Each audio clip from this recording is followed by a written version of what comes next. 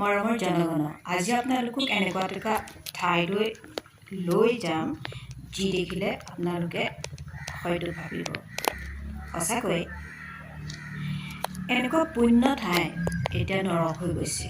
এইখন বশিষ্ঠ আশ্ৰমৰ ওচৰতে থকা এইটো এটা শিলৰ গুহা, যি মানুহে তৈয়াৰী নহয়, এয়া ঈশ্বৰৰ সৃষ্টি। এয়া হ'ল মা অৰুন্ধতী, বশিষ্ঠদেৱৰ অৰ্ধাংগিনী থকা সেই প্ৰাচীন ঠাই, অৰুন্ধতী বাসস্থান বুলি ক'ব পাৰি। আৰু এতিয়া এয়া হৈ পৰিছে চাওক পৰিত্যক্ত, কেনেকৈ অৱহেলিত। আৰু ইয়াত এতিয়া আছে কি দেখিছে আপোনালোকে, দুজন মদাহী মানুহ শুই আছে।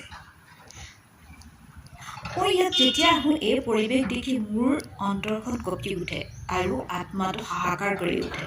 আৰু অৰুন্ধতী সেই দেৱী, সেই পুণ্য আত্মাই মোক বাৰে বাৰে মোক সকীয়াই থাকে কিবা এটা কৰিবলৈ।